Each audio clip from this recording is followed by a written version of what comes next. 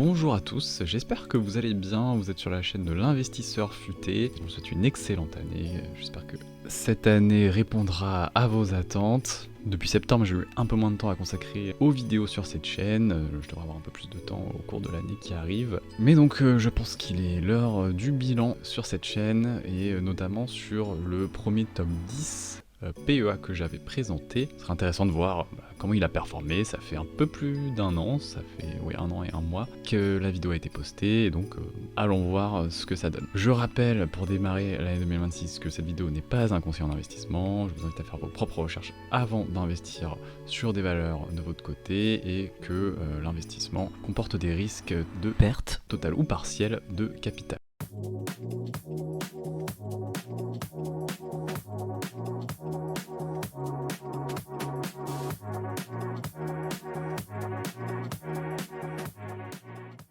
On commence avec la 10e société du classement, c'est Moncler, la maison de luxe italienne. Comme on le voit sur le graphique, l'action a oscillé dans une fourchette entre environ 45 et 70 euros. Contexte macroéconomique un peu difficile, mais malgré cela, la société a démontré sa capacité à préserver des marges relativement élevées, démontrant un fort pouvoir de fixation des prix. Petite baisse de la rentabilité, rien d'alarmant pour l'instant. En tout cas, le groupe a maintenu une politique de dividendes assez généreuse à 1,30€ par action. Si vous aviez investi le 2 décembre 2024, donc date à laquelle le premier top 10 PEA est paru, vous auriez eu le 2 décembre 2025 plus 25,3%, et en prenant en compte un dividende donc de 1,30€, vous auriez eu plus 28,1% sur un an, ce qui est une belle performance pour l'action. À la 9e position, nous avions ASML, qui est une action qui a très bien performé, comme vous le voyez sur le graphe ici, notamment dû à des narratifs autour de l'intelligence artificielle qui demandent des puces les plus poussées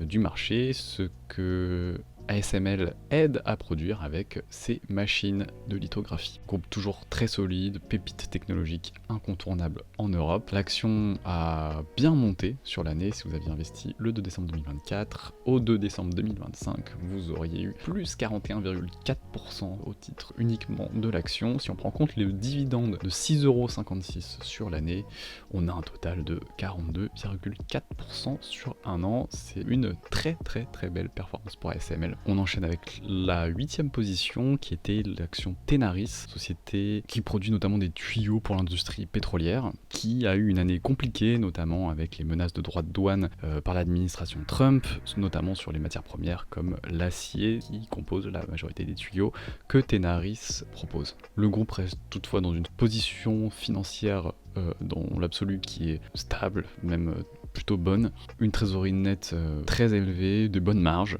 et un ROE toujours correct. Voilà, une année globalement compliquée niveau narratif pour Tenaris.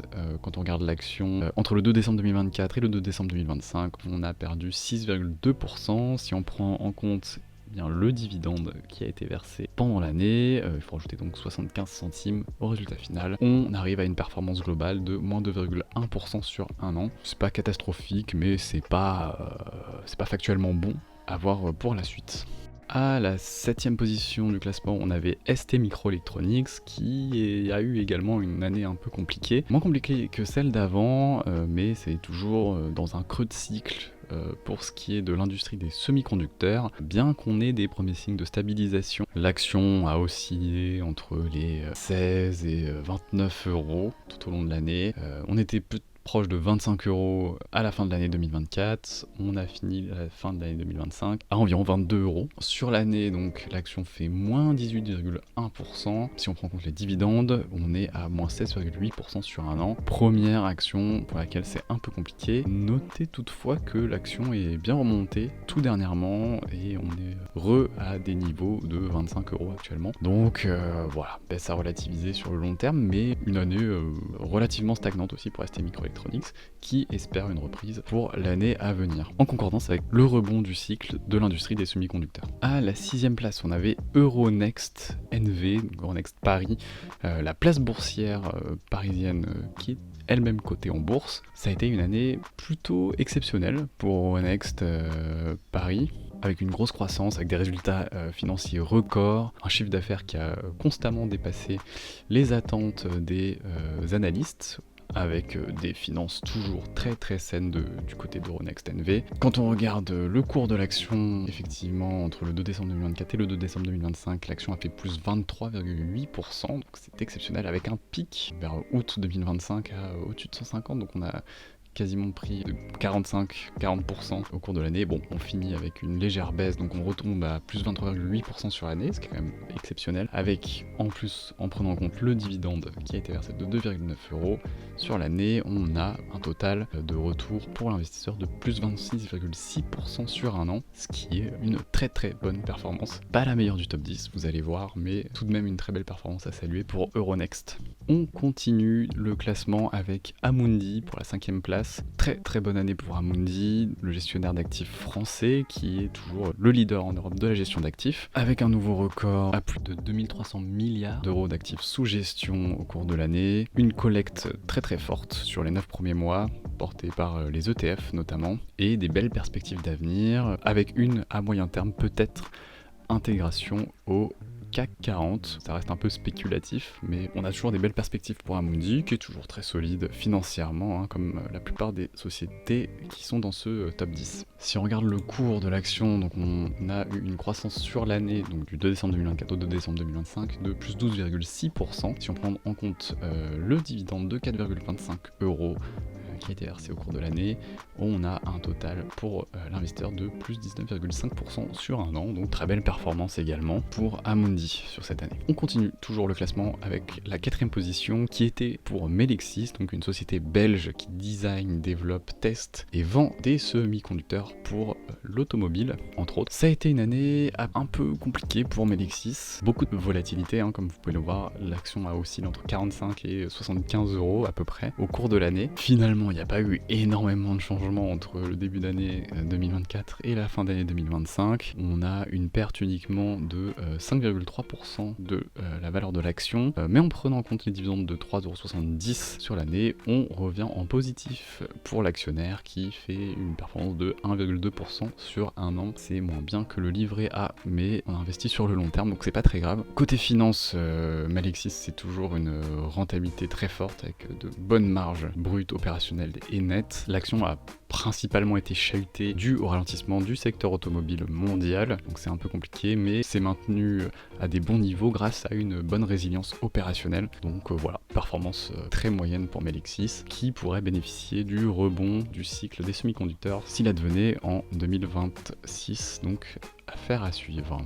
On entame le podium de ce top 10 de l'année passée avec Antin Infrastructure Partners, donc une société à laquelle j'ai dédié une vidéo sur ma chaîne. Je vous invite à aller la voir si ça vous intéresse, naturellement. On a eu une année relativement volatile qui a été marquée par une levée de fonds record à 10 milliards d'euros, le Flagship 5, au cours de l'année, toujours avec des finances saines, marge nette excellente, au ROE et revenus qui sont relativement résilients pour Antin Infrastructure. Si on regarde le cours de l'action, sur un an, l'action a fait plus 1,4%. Les dividendes, eux, sont de 73 centimes, et donc le total de décembre 2024 ou de décembre 2025 est de plus 8,4% sur un an. La performance de l'action Antin a été relativement sauvée par la distribution des dividendes qui est relativement généreuse, 73 centimes pour une action qui tourne aux alentours de 10 €, des 10, 11 €, on est presque à 7% de rendement. À la 2e position, on avait Azimut Holdings, gestionnaire d'actifs italien, qui a plus de 100 milliards d'euros d'actifs sous gestion. Il prévoit toujours de lancer sa propre banque fintech. Azimut a très bien performé sur l'année. C'était une année de croissance exceptionnelle avec une expansion géographique assez agressive et une collecte record. Fin octobre, Azimut affichait 123 milliards d'euros d'actifs sous gestion. Azimut a été chahuté par la Banque d'Italie en novembre 2025, notamment pour des sujets de gouvernance et d'organisation. Mais l'action a vite repris sa marche haussière pour finir à l'heure où je vous parle à 37 € au cours de l'action. Sur l'année, l'action fait plus 46,6%, performance vraiment excellente.